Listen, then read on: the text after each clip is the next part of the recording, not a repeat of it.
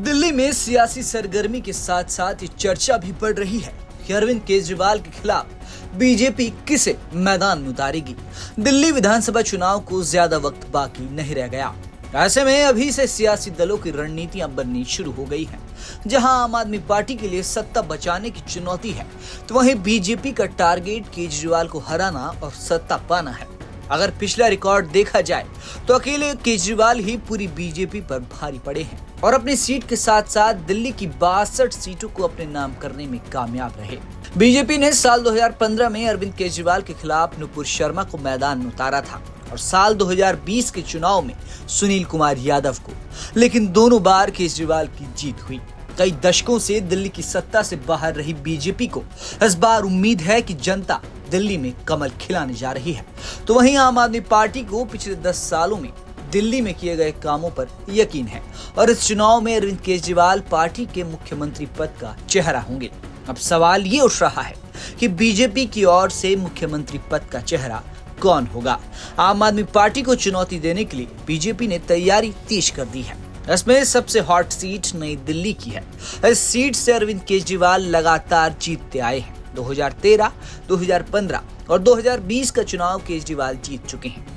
ध्यान देने वाली बात यह है कि 2014 और 2019 में लोकसभा सीट बीजेपी के खाते में आई थी, लेकिन इस सीट पर जब विधानसभा के चुनाव हुए तो बीजेपी उम्मीदवार केजरीवाल के सामने टिक भी नहीं पाए।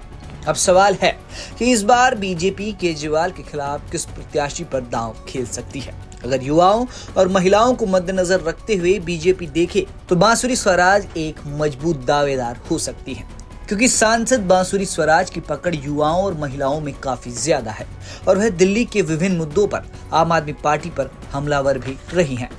वहीं केजरीवाल का मुकाबला करने वाली लिस्ट में मनोज तिवारी भी मजबूत प्रत्याशी के रूप में देखे जा रहे हैं, क्योंकि मनोज तिवारी 3 बार लोकसभा चुनाव जीत चुके हैं। तो बीजेपी मनोज तिवारी को भी केजरीवाल के सामने उतार सकती है। माना जा रहा है कि केजरीवाल एक बार फिर अपनी सुरक्षित सीट नई दिल्ली से ही विधानसभा चुनाव लड़ेंगे। अगर ऐसा होता है तो वह चौथी बार इस सीट से चुनाव लड़ेंगे। केजरीवाल जहां जीत का चौका मारने के लिए मैदान में होंगे, तो वहीं बीजेपी इस सीट पर केजरीवाल को मात देना चाहेगी। इसके लिए बीजेपी मजबूत उम्मीदवार को उतारने की तैयारी में जुटी है। ये भी हो सकता है कि लोकसभा चुनाव के दौरान जिन सांसदों का टिकट कटा, उन्हें विधानसभा चुनाव 2025 में टिकट दिया जाए। फिलहाल बीजेपी में केजरीवाल के खिलाफ किस प्रत्याशी को उतारा जाना चाहिए, इस पर मंथन जारी है। देखना यह है कि बीजेपी किसका नाम फाइनल करती है और आगामी चुनाव में नई दिल्ली सीट के साथ दिल्ली विधानसभा चुनाव का क्या परिणाम रहता है। ब्यूरो रिपोर्ट, दिल्ली तक।